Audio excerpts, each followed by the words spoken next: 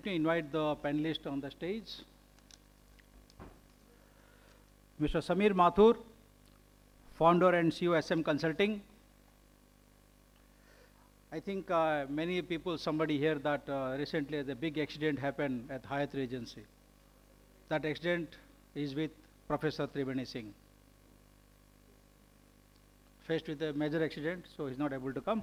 Just I got the video. Anyway, so we have a sympathy with him, so I think he's okay. Not a big harm, he's okay. Mr. Sushant Mahapatra, senior lawyer, Supreme Court of India. Mr. Shantanu Sahay, partner, Anand and Anand.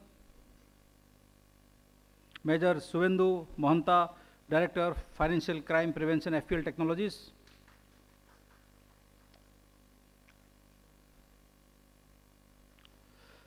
Mr. Anil Kaushik, Founder, Chairman, CyberCorp.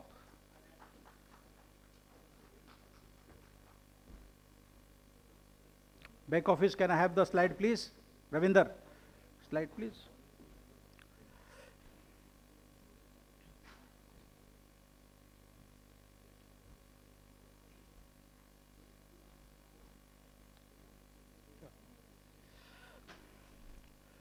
Can I invite Mahi Gupta from Data Safeguard?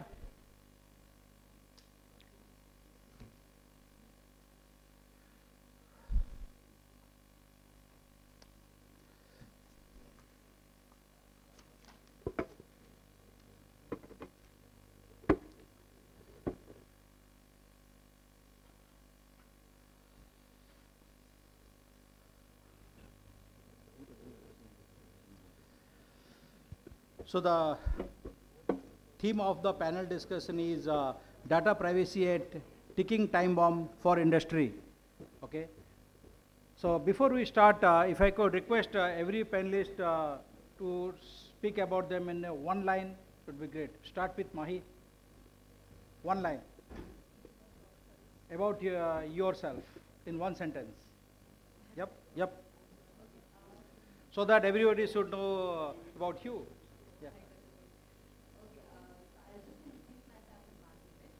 Okay, take the mic. My name is Mahi Gupta. I work in the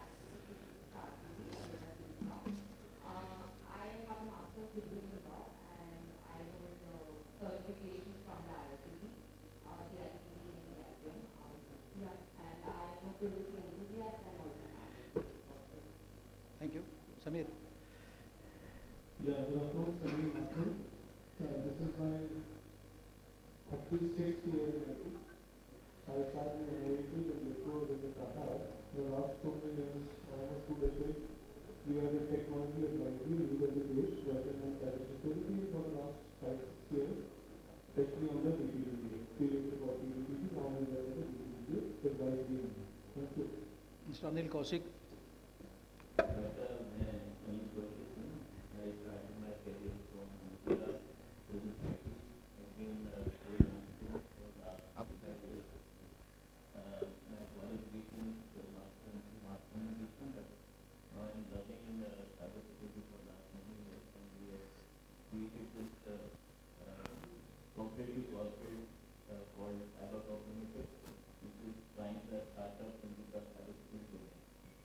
Thank you.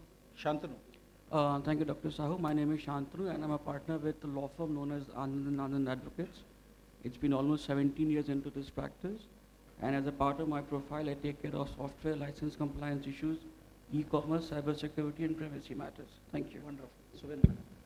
Good afternoon, everyone. I am Major Subhendu. I'm an ex-army officer and been in the last 10 years. I'm in the corporate. I'm working for a company called FPL Technologies and has a product by the name OneCard. The OneCard is a metal credit card. I take care of financial crime prevention because it's a payment card industry, and as well as consumer legal and trust and safety. And been in the corporate, working with multiple companies, have multi-faceted experience across industries, and looking forward to an engaging session with all these speakers here. Wonderful. About Sushant. Hi. Good afternoon, everybody. I am Sushant Mahapatra. I am a practicing lawyer before the Supreme Court and High Court. I am specialized into one of the field very few people know, the drugs and cosmetics laws, pharmaceutical law. So that's basically the mixture of constitutional law, criminal law, and other phases of law. We are also working in the IP field, and now I am the author of the exhaustive commentary on drugs and cosmetics act. This is one of the masterpiece in India. Now we are just trying to venture into this DPDP and IT laws. So we are already working on that subject deeply. I will introduce later on about that subject, what we are working on. Thank you. Welcome. So why I have introduced to all the panelists, the reason behind is, when you heard about the data privacy law, all big articles, 200 pages, 150 pages, 1000 pages. But I want somebody to speak summaries in 2 minutes. Let's understand from the panelists how better they can make them understand in 2 minutes at the max. Let's start with the first question. How we have done is, every panelist will be asked 2 questions, so we have to miss the timeline. Okay, let's start. So what are the biggest legal and ethical challenges business face in the handling personal data? Subhendu, Major Subhendu.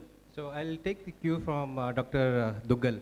I think he really mentioned about the challenges, the complexities of adapting to changing regulatory landscapes, right? We're talking of DPDP in India as a movement. We are talking about European Union, GDPR. We're talking about the GLBA and DPDP, PIPA, PIPEDA, to name all of this, and China has its own regulations. So addressing all these challenges across different landscapes is a bigger constraint for every business, and have to cater for these requirements.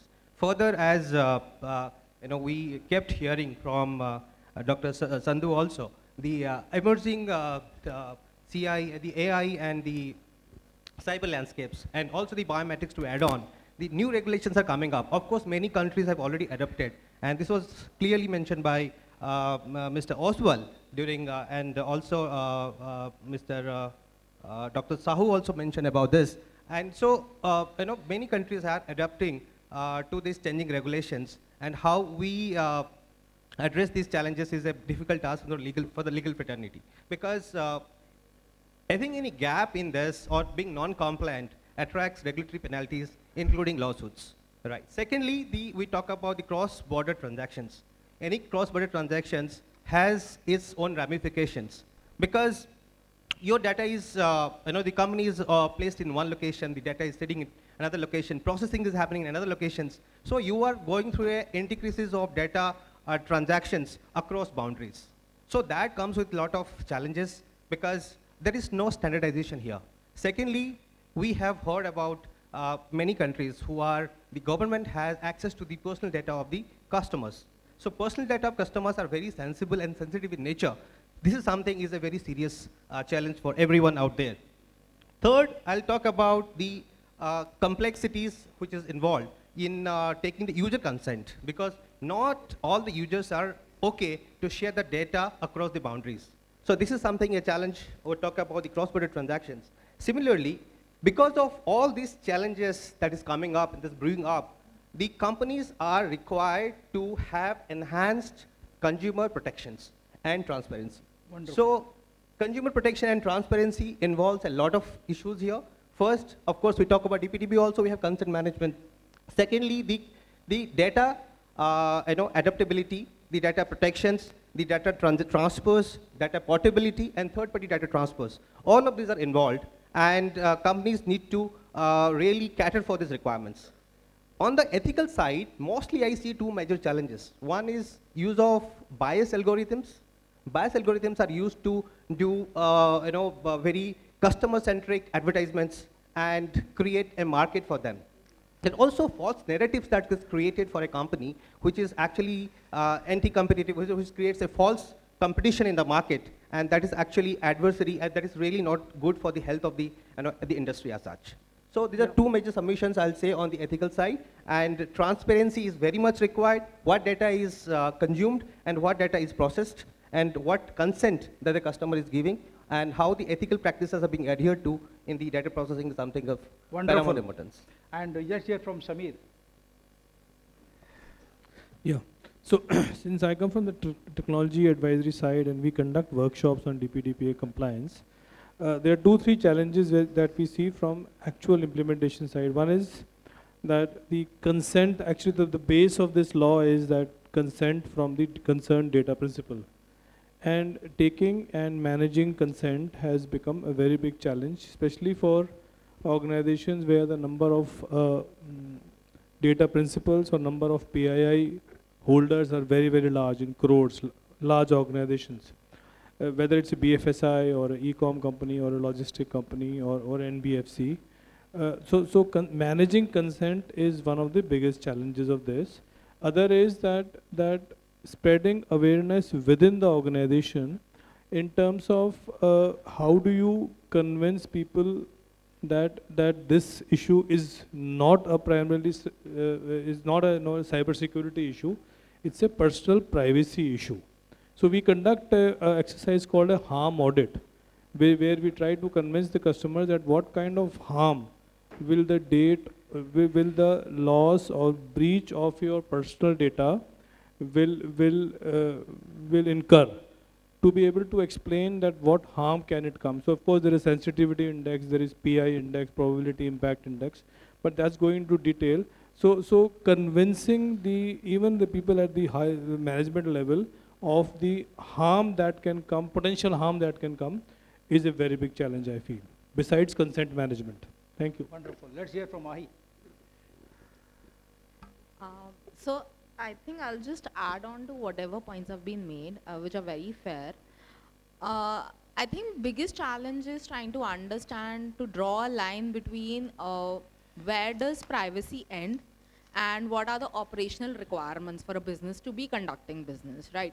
I think the biggest thing which poses as a challenge is that organizations think that with the advent of privacy laws or cybersecurity regulation, it means you can't do business. That's not what the intent of the regulation is. The regulation is saying that if you want to do certain things, just put certain guardrails around it so that everybody is in a win-win situation. It's not like one side wins all and the other side is losing everything. That is where the current situation is, and the balance that needs to be created is what the regulations aim at. So I think that's one of the challenges, and the other thing is also, and I keep saying this, is to get management to buy in, because the way it is posed is, the whole narrative is more around, if you don't do this, you will get fined. The point is, it needs to also, come into the stakeholders' mind that if we don't do this, it's not just about the fines, it's also about your reputation. And the reputation can do far more damage than a one-time, slap fine could do, right? It could destroy or make the business. I mean, if you ask me as a person, or as knowing so much about privacy, there are times when, it really creeps me or really gives me the jeepers when somebody's asking me for data, which they shouldn't. But the saddest point of it is that they don't realize that they're asking for data which is much more beyond their need. So I think that sensitization is, again, I think one of the biggest challenges. Wonderful. Let's hear from the legal team. We have Sushant Mahapatra and Shantanu. 1 second, should come. So how do you see current data privacy regulations evolving to address the emerging digital threats? Over to Sushant. Actually, I support what Mahi said. See, we can remember this 2000 problem was there, millennium problem was there. So when we completed 1999, so there was a hue and cry that the bank will stop working because there's no provision of 2000, something like that. But slowly and efficiently, we have migrated from that technical problem, and now everything is fine. So as far as this DPDP and privacy law is concerned, actually privacy law is already there in many acts. Like everybody is aware about the CIBIL, these credit rating agencies. So I don't think every person, I think we are 100% are here, everybody's data is with the CIBIL. Already is there. So, but there is an integral part of the civil law itself, how the data is to be protected. So this is the beginning of the data protection for a person, so that his data can be protected and he has some right to raise voice before this board is constituted under the law. So I think instead of fearing about the implementation of this law, one should have a openness, and it is easy to comply with, as against the impression that with some problem is going to be created. Because it is not a criminal law. The penal provisions are not there. Penalty is there, but fine is not there. So I will come on that point later on. I don't think there will be a very, very big problem, because now already provisions are there for step-by implementation. Even if some companies are not able to comply with the provisions immediately, there will not be any fine or something that's going to be imposed upon them, because the board has a power even to give pardons also. So if there is an unconditional apology has been given before the board, then the board will consider, and not that the board is going to impose a fine immediately. That's what I find the fine line between the various provisions. So in the next session, next question, I will explain that also. Shantanu. Thank you for the question, sir. Now, I just will take you from Professor, where he indicated in his session that, it is always better to fail and learn rather than not even If you try can and take make an mic. attempt. So, one pertinent question as lawyers, we always keep on asking ourselves, is whether the law has actually caught up with the pace of technology. And the answer is no. There will always be some gaping lapses which will be in terms of the way the technology has developed, and whether law in cases of a violation, and also in a situation of regulation, whether it is in a position to deal with issues which the technology poses. And as a lawyer, and especially when I'm focusing on issues of copyright violations, trade secret issues, data and other matters of legal nature. Now, one thing which is I'm 100% confident today is that in so far as the substantive law is concerned in India, we are pretty much certain that we have the entire superstructure to deal with these lapses. But the problem which I normally face as a litigator is that when it comes to the actual issue of enforcement, whether the court system and the other legal infrastructure is sufficient to deal with these cases or not. Sir has indicated very rightly that there's an issue of penalty versus other aspect of damages. But the fact remains that if a person whose data is being violated is not getting the compensation at the end of the entire game, then is that an effective method to deal with such an enforcement scenario?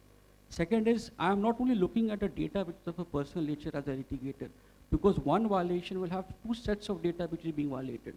One is a personal identifiable data, and second is a proprietary data. Proprietary data is a large, vast sum of data which is encompassing issues of trade secret violations, copyright issues, and other IPR cases.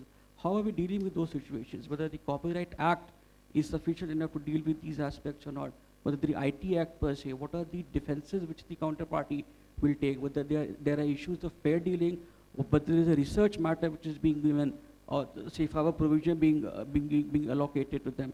So these are the fundamental practical issues. I'll be more, happily looking at how the situation unfolds when obviously the draft rules have now come out. Let's understand what the DPO eventually has to do with these situations of violations. Thank you. Wonderful. My next question is, how should business handle third-party data sharing and vendor risk in privacy compliance? Over to Samir.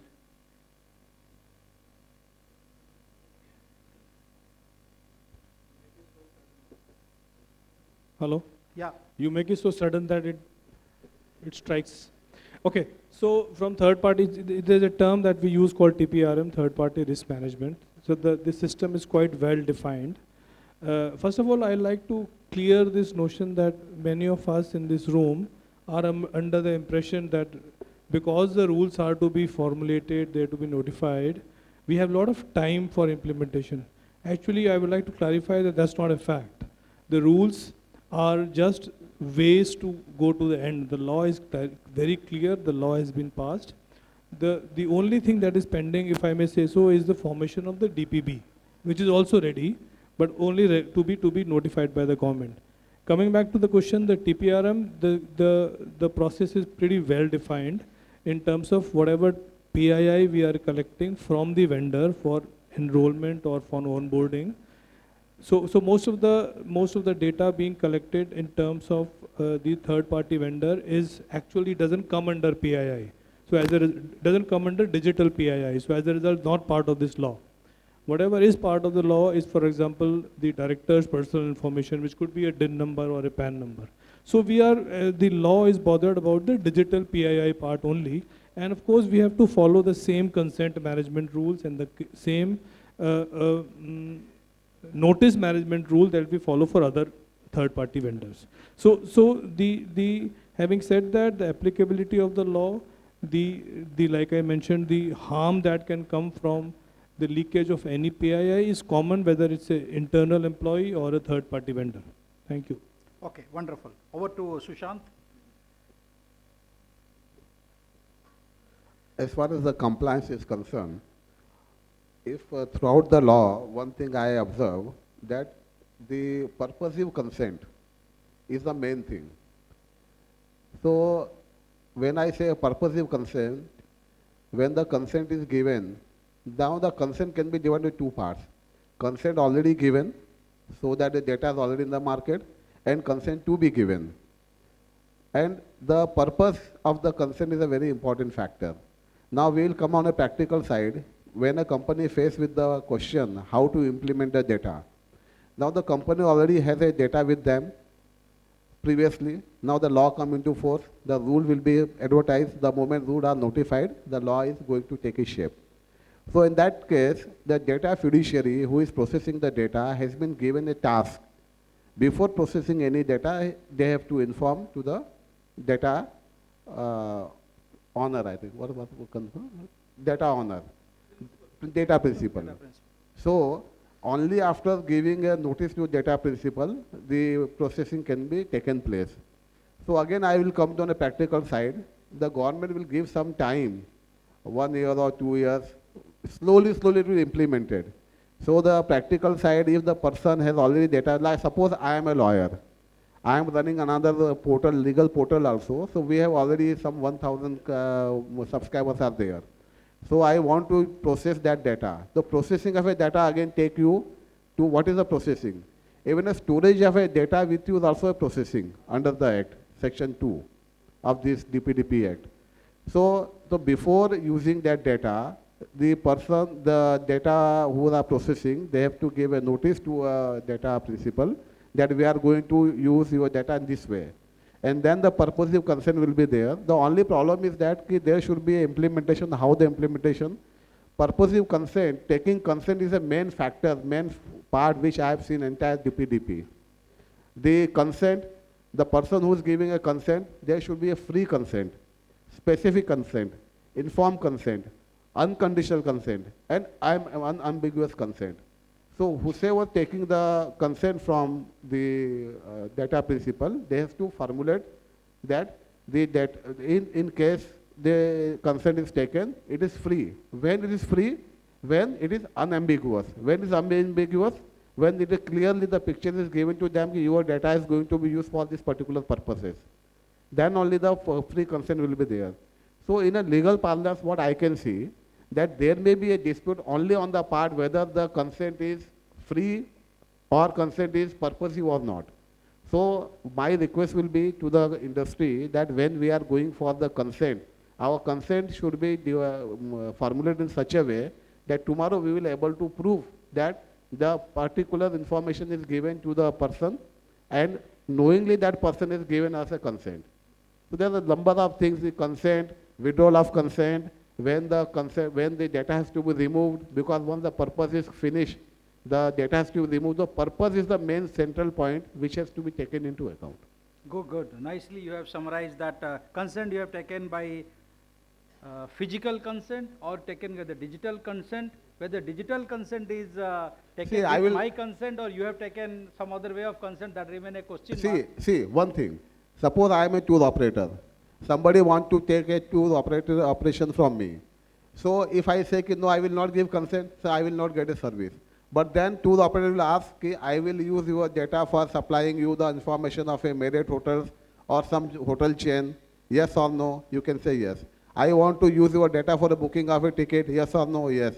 I want to use your data for supply, sending you mail altogether. If I say no, then by this way we can able to prove that the information given to a data principal is correct and he has given a free consent. That is You're the right. main point. You're right. AI will have answer. Dr. DeCosta will tell in the evening how AI can give you answer. Let's hear from Shantanu. So I'll just add a couple of points. I think sir has probably covered everything in this. So as a lawyer, one thing which I want to see is not only from the private perspective, is the purpose behind the government taking the personal data of individuals. Now, I think there are certain provisions which have been indicated in the Act which talks about the fact that in the background of doling or social benefits for purposes of national security and other measures, you can obviously take, data without the consent and you can process them also in a way. But the fact remains that in case there's a violation, because we have seen instances after instances at the end of the government that there have been indeed violations have taken place, is a writ jurisdiction in those circumstances available? Because obviously in the statute it talks about exception. The second aspect which I would want to be focusing on is in terms of processing of a personal data outside of the jurisdiction of India. Now I think still the Act or even the draft rule which have come out, it is not that clear with regards to the exact methodology, the type of security which is to be deployed there, and what is the recourse in case still there is a violation. Because IT Act was one of the few acts which had a long arm jurisdiction wherein a violation occurring outside of the territory of India will have some sort of a necessary implication. Is the same technique available within the DPDP Act as well? That's one question which needs to be answered. You are right. So with the rise of AI and big data, how can organizations ensure ethical and secure data use? Over to Mr. Anil Kaushik.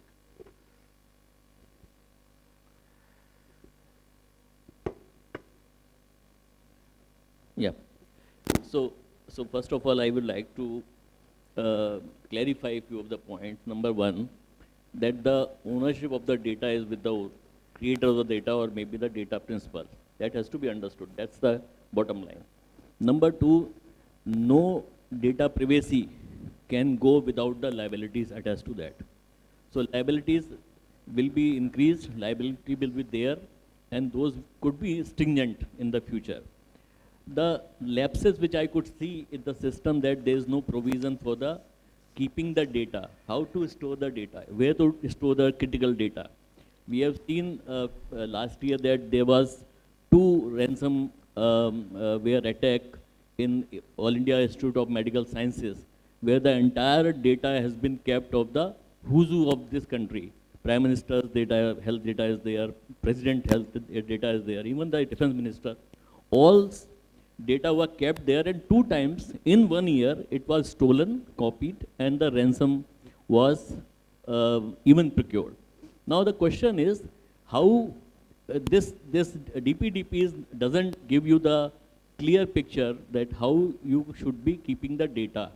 If you have the capture, you have captured the data. Now one thing is that AI is essential for the data management. If you don't have the AI driven tools to understand the data, it will never be happening securely. You should have the mechanism to identify the data, and then the AI should be trained enough to actually identify the critical data, and the data should be stored properly. Now the entire mechanism of the data management has to be driven automatically. It has to be driven by certain principle of data prevention. So the ownership of the data, because we understand that the ownership of the data is with the principal, so the liabilities will be very huge in terms of when the data has been stolen. Suppose I will tell you a small example. Health insurance companies take your data every year. I mean, you have to give the KYC data also, and when somebody is hospitalized, they submit their entire medical data into a digital form, and then they process the claim and they pass the claim also. But what happened after that process?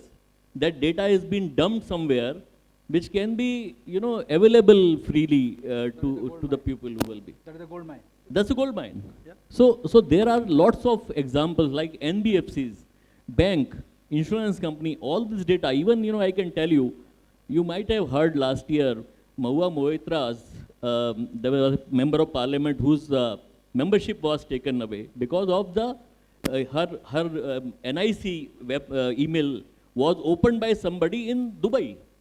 How it is possible? I mean, NIC is a national informatics center. They have the creator of the email system of the country, but how they allow to access that email from a foreign territory? And I have seen many cases where the NIC has been keeping the data on the cloud, Azure, AWS. How you can, understand that data has been kept in a safe manner? Our Prime Minister is going to the US, and before he reaches out to there, the President of United States get all the information that why he is coming to me. What are the questions he is going to ask me? Yes. That's the form of our data protection. The professor was telling about the blackout of data. We are sitting on a time bomb. Tomorrow, you have an account. We all have digital India. We all have digital accounts. Tomorrow, suppose you open up your bank application and you see there's zero amount because somebody has cleaned up the amount. He has not taken the amount. He has just cleaned up the slate. He has cleaned up the bank data. What will happen? Suppose tomorrow NSE and BSE stocks are cleaned up. The entire memory has been wiped out. Because they don't keep any data. NSE, BSE don't keep any data. NSDL keeps the data. Yeah. So the question is that if your critical data is not been protected under the DPDP Act, if their process has been not defined, if the architecture is not created in such a way that it should be protected under the critical system, the days coming are going to be very hard and harsh. The protection need to be understood in a very, very, stringent manner, that the AI should be developed, the AI tool should be developed to actually manage the data lake and big data. It should be structured. So one last thing I would like to add here, that the structuring of data is happening worldwide. So unstructured data is also, getting scared. It's not available in the open domain. But tomorrow, I think the data will also be under the question for the developing AI tool. You will not be having that kind of data which you can ultimately use for training your AI tools. So this is my Wonderful. take on this. Yeah, you are absolute. You have given the example why the DPDP law is necessary. Wonderful. So the last question was, this is the question everyone has to answer in one sentence. What predictions do you have for data privacy trends over 1 year down the line? I'll start with Sushant. One sentence is tough. I think you can manage it. I say it is a very positive sign, and it is more of the moral as well as legal compliances, and industry need not to worry. There's a lot of time, and stage by stage government has formulated a very good policy, and it is not the fear of a penalty that will drive the companies and industries to comply, but it is a self-discipline legislation also, being there are no penal provisions are there. That's my take on the subject. Wonderful. Subhendu. So I'm looking at more public-private partnerships and more cross-border partnerships, because that is the way forward. Because as rightly said by my previous panelist, this harmonization is currently lacking. And once this harmonization is set, then only things can progress. So I look at more harmonization, more partnerships across. Yeah. So I think I would carefully look after the aspect of the data protection board being established and 1 or 2 adjudications being done, so as to understand the dynamics of how litigation will have to shape up in years to come in case of the violations. Wonderful. Anilji. Yeah, so after 1 year, I see that the data prevention will be supported by the insurance policies. The insurance product will come in the market to mitigate your, so Munich Re has already got the few of the product, but these are not very defined product, but ultimately after 1 year, I think the data protection will be supported with the insurance policy. And I hope that there will be no data available in the open market. The structured data will be will have the role to play. Unstructured data will not be available even for the application like ChatGPT or maybe for Google. That's my. Your data may not available here, but it's available in ChatGPT. Anyway, Sameer. Yeah, I agree that this is a law in the right direction. And of course, it needs a lot of maturity from the corporate and the government point of view to be able to implement it. challenges are there. But I think with the right direction, it will ultimately benefit. The base of the law is privacy, individual privacy. And the individual privacy has to be maintained at any cost. So I think the law is the right direction and a good future. With all Hear the from- bottlenecks, Yep, it will good. happen. Let's hear from Mahi. So I think 1 year down the line, it's going to be more about how organizations conduct their business and how mindfully are they going to be conducting business. And in terms of, availability of data, they will have a better sense over what data, how data, when data, and what needs to be done with data. So yeah. I think it'll have a better sense in a more well-rounded way. That's what I think.